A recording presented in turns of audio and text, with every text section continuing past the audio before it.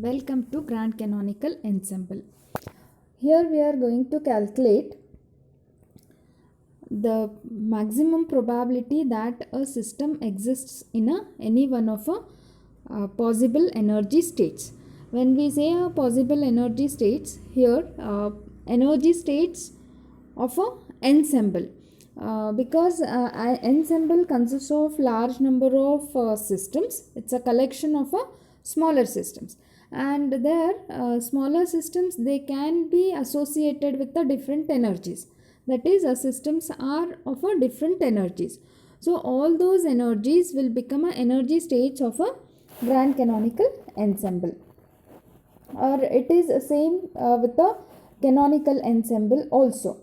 Here the energy states E1, E2, E3, and there is no particular pattern of distribution of these energies in a ensemble as you have it for a harmonic oscillator, or it may be for a particle in a deep potential well of the kind. So there are in a ensemble there are many systems of different energies. Those are distributed. Except microcanonical ensemble, in all ensembles the systems are having a different energies, and these all energies will become a different energy states. And what is the probability that this ensemble exists in any one of these energy states? That previously I have already have explained that in the whole ensemble n1 number of systems are with the energy E1, n2 number of systems are with the energy E2, n3 number of systems are of energy E3, and so all there will, if there is that kind of a distribution, then the probability that this ensemble exists in any one of energy state, let us consider it for a E2, is equal to small n2 divided by capital N, where capital N is equal to n1 plus n2 plus n3 so on. That gives a number of systems, total number of systems in a ensemble, and this probability we are going to calculate it for a grand canonical ensemble. We already did it for a canonical ensemble. Now in a grand canonical ensemble, we know that there are a large number of systems which are of same volume and maintained at the same temperature, and whole ensemble, it is isolated, it is not interacting with the surrounding medium. Therefore its total energy and total number of particles in the system, that everything is constant. And in a grand canonical ensemble there are smaller particles, there are smaller systems which can exchange energy and matter. When it is a exchange of a matter, it is a exchange of particles.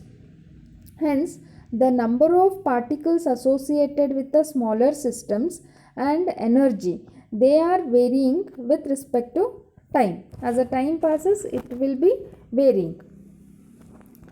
But the things constant in every smaller systems are volume, temperature, and another important parameter, that is a chemical potential indicated as a mu. And let the total number of particles in the whole ensemble is capital M, and number of systems are indicated by a capital N, as we indicated it in a canonical ensemble. Now as the time passes, the systems will be exchanging energy and particles at any instant of time. Let there are n1 number of systems of energy E1 and containing m1 number of particles.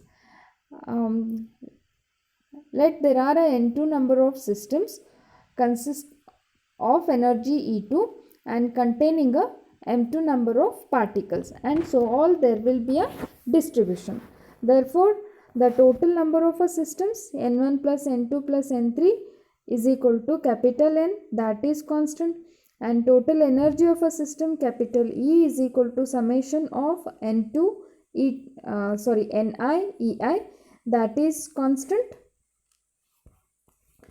and total number of particles in the system.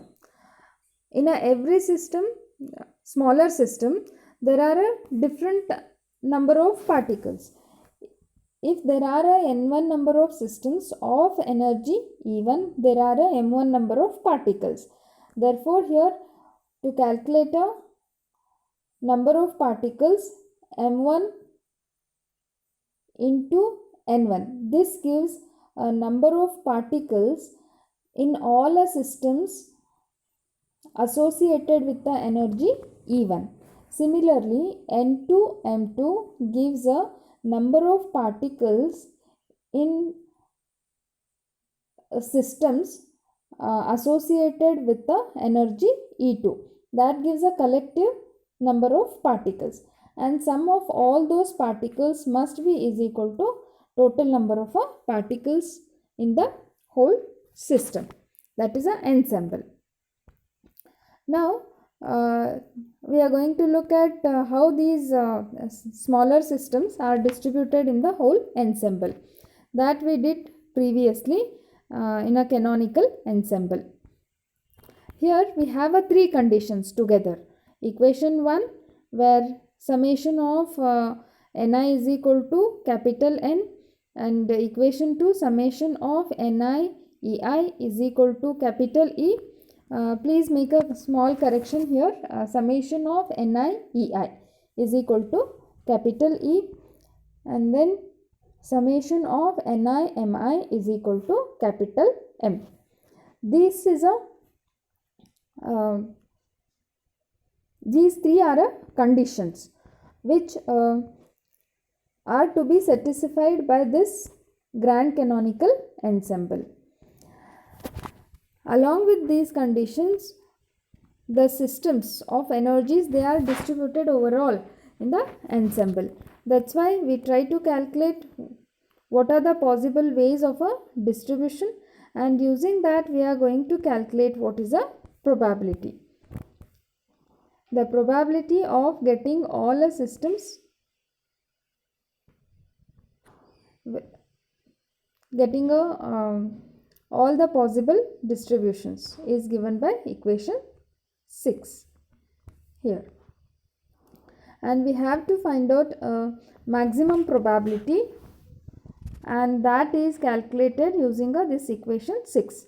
One has to find out what is a maximum of this equation 6. As such, this equation 6, it consists of product of factorials.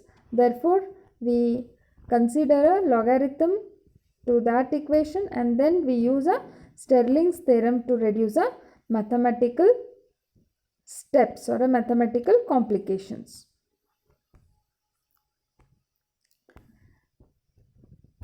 And now using a Stirling's theorem, we get this expression 7.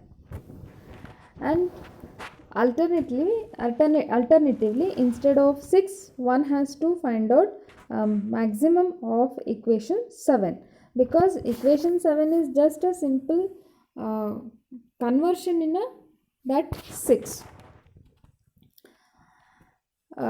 Finding a maximum of 7 is as good as finding a maximum of 6.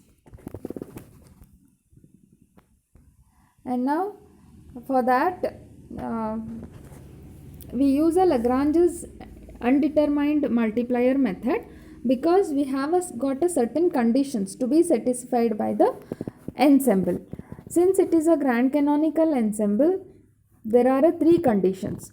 Therefore, we are going to use 3 Lagrange's undetermined multipliers, and let those multipliers be alpha, beta and gamma. And using that, we write a expression that if you go back to Lagrange's undetermined multipliers, then here this Equation 7 is equivalent to f of x1, x2, x3, multivariable function, and there are conditions phi 1, phi 2, phi 3, three conditions. Now here I am going to look at df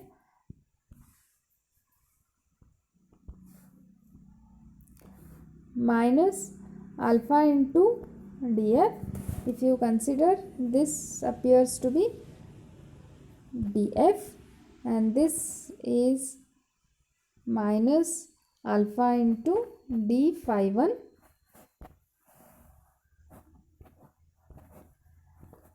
with alpha, beta into d phi 2 minus gamma into d phi 3, and here this is a phi 2 function, this is a phi 3 function. Those are conditions. And now differentiating this with partially with respect to Ni. Actually one has to do a partial differentiation with respect to N1, N2, N3 and then sum all them. And if you do all those mathematical steps, we are going to get a equation 8 for a maximum probability that a system can exist with the energy Ei.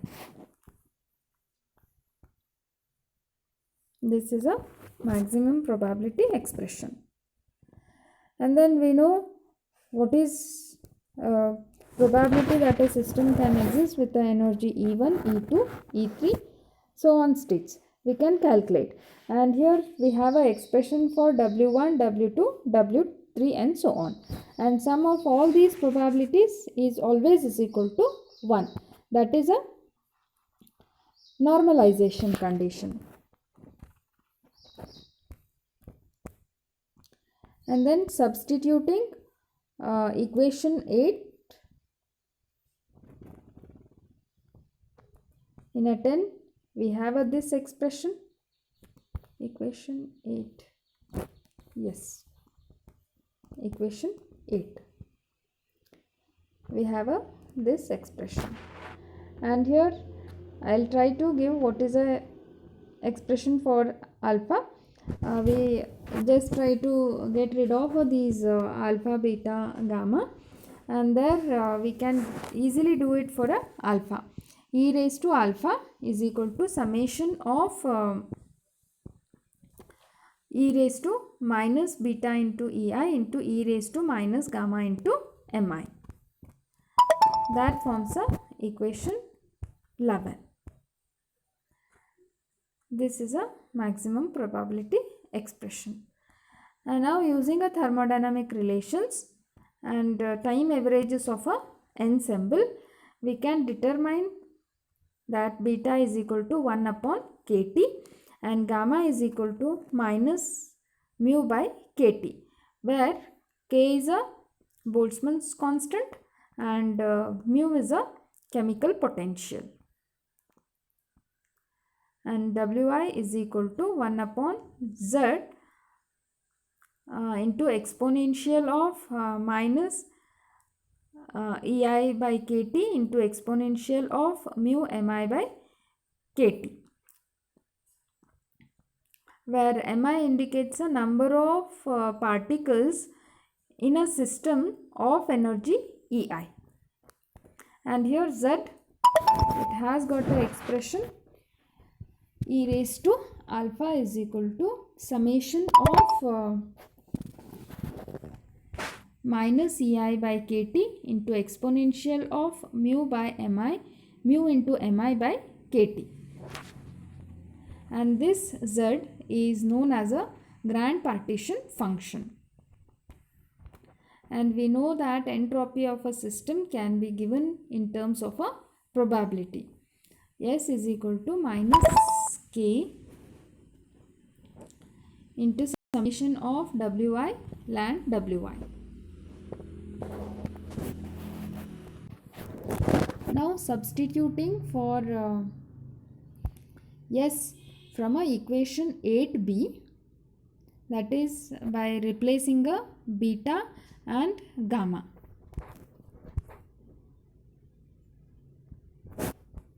This is a expression, and then writing in terms of a averages, I get S is equal to average energy by T minus mu into average M divided by T plus K into ln Z. From a thermodynamics, we have S entropy is equal to E by T minus mu into M divided by T plus PV divided by T, where P is a pressure of the system. Now comparing equation 13 and 14, PV is equal to KT into ln Z, where Z is a grand canonical partition function, or it is also known as a grand partition function. And using those expressions we can calculate other parameters also. Now pressure is equal to KT by V into ln Z, and since dou by dou T of ln Z at a constant mu, that is chemical potential, and volume is equal to average energy by T minus mu into m bar divided by T, entropy S is equal to KT into dou by dou T of ln Z at a constant chemical potential and volume plus K into ln Z. And number of particles, M is equal to K into T into dou by dou mu of ln Z at a constant volume and temperature. These are terms which we can calculate using a grand canonical ensemble probability. Here we tried to calculate probability for a grand canonical ensemble, and then the properties of a system or a properties of that ensemble we are going to determine. And later, using many thermodynamic relations, we can calculate different parameters of this grand canonical ensemble.